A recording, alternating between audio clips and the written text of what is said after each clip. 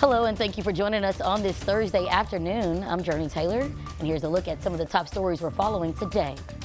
New details emerge about the deadly shooting on a college campus in Las Vegas. Now we're learning more about the shooter. Plus, good news in Little Rock as police reports show that there's an uptick in the percent of murder cases being solved. Not only is the rate increasing, it's higher than the national average. And holiday shopping is in full swing, but experts say it pays to wait to purchase some things. More on when you could see the best deals on popular gifts. We have all of that plus more, but the big talker going into today and this weekend is weather. Meteorologist Nathan Scott, good afternoon. Tell us the latest. Good afternoon. First of all, the weekend is not going to be a washout, but it could get a little bumpy here starting Friday night and throughout Saturday, especially Saturday morning. Here's the latest from the Storm Prediction Center now. This is a low risk of severe weather. It's a 2 out of 5 when you take a look at the legend at the top of the screen. We're in the yellow area, primarily south and east of Little Rock. And that's just because this part of the state could see a little more daytime heating for the cells to get a little more feisty. Overall, we're just looking at the potential a few cells may produce some damaging wind gusts and hail. The tornado threat, it's very, very low, but it cannot be ruled out. We'll get more into the timing of everything coming up a little bit later in the broadcast. Out there right now, it's pretty nice. We've got some high clouds making their way through. Temperatures flirting with 60 right now in the capital city, and it will be a warmer afternoon. Much warmer than what we saw yesterday, all because we got those winds coming in from the southwest about 10 to as high as 20 miles per hour. So everybody will be able to warm up into the low to mid 60s this afternoon. Friday will also be warm, but this system that's moving in this weekend will usher in some much colder temperatures for your Sunday, and I'll have more on that forecast coming up. Well, new details emerge about the shooting on the campus of the University of Nevada, Las Vegas. The gunman killing at least 3 people and critically wounding a 4th before he was killed by police. Danya Backus is near the UNLV campus with the latest. Campus activity at the University of Nevada, Las Vegas is at a standstill as authorities piece together what led to Wednesday's mass shooting. We have more patients inside with an active shooter. Copy, so we're reporting an actual active shooter at this point, correct?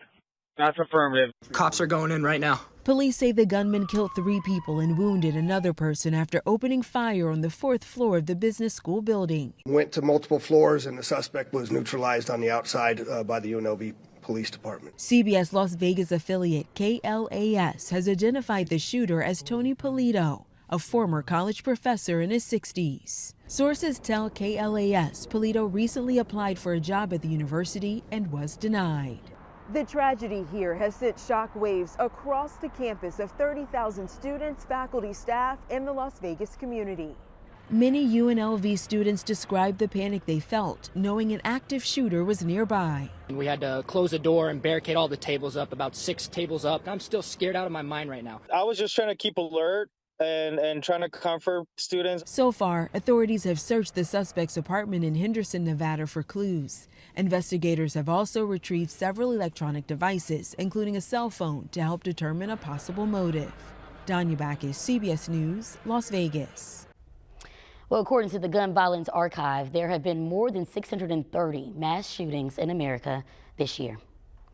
In a developing story, Little Rock police are investigating a shooting that left 3 people hurt Wednesday. It happened near the AutoZone between 11th and 12th Street. That's just a few blocks south of I-630. Police arrived just before 2 p.m. to find 3 people shot. 2 were left in critical condition while 1 is dealing with non-life-threatening injuries. No word yet on any suspects, but police do ask if anyone with information has it to give them a call. And Little Rock police report their rate of solving homicide cases has not only increased, but is higher than the national average.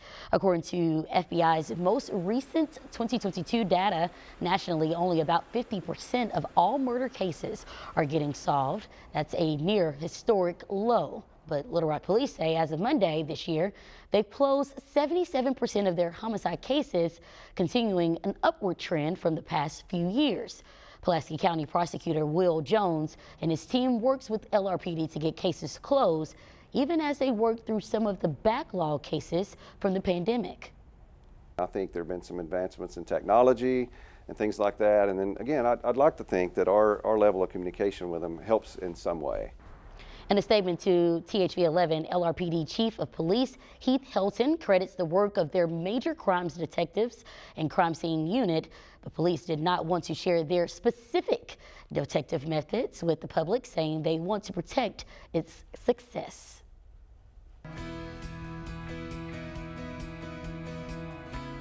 Four Republican presidential hopefuls battled it out on the debate stage last night in Tuscaloosa, Alabama. Now, frontrunner and former President Donald Trump sat out once again, while most attacks were aimed at former UN Ambassador Nikki Haley. Naomi Workham breaks down the fourth debate this year. It was a night of blows and comebacks for the smallest field yet of GOP presidential hopefuls. Nikki Haley took most of the heat, with entrepreneur Vivek Ramaswamy setting his sights on the former UN ambassador. Nikki, you were bankrupt when you left the UN.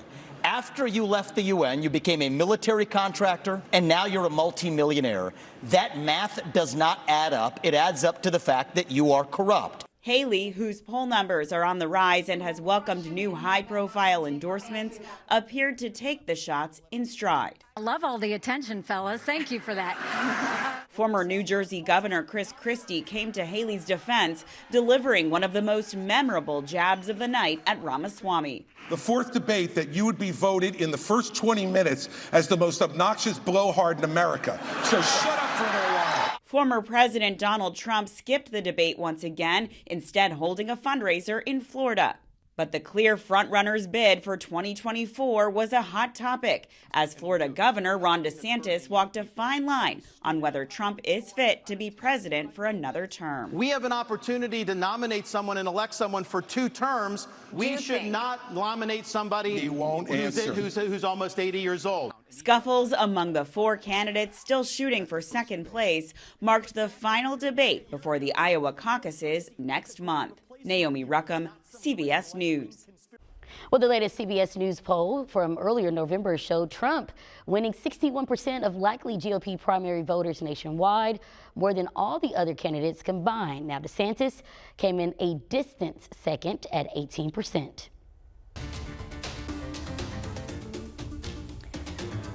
And a THV11 update, a surprise decision in court. A lawsuit challenging Arkansas's new congressional map is allowed to proceed. That lawsuit alleges that the state's new district lines discriminate based on race.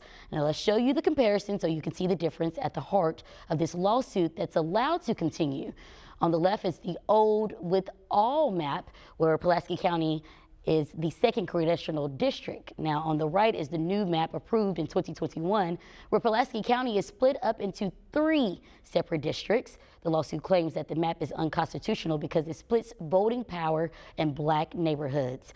Now, one of the attorneys who filed the lawsuit told us back in May it goes against conventional redistricting principles. It's rare for a single county to be divided into that many different congressional districts. And where Pulaski County was split strikes right through the heart of the black community in Little Rock and Pulaski County. Well, Attorney General Tim Griffin is responding, saying he's disappointed by the ruling, and he goes on to say he expects the lawsuit to fail, just like the previous one. The judges didn't elaborate on the ruling, but said an explanation will be filed soon. So for now, the case proceeds, and we'll continue to keep you updated along the way.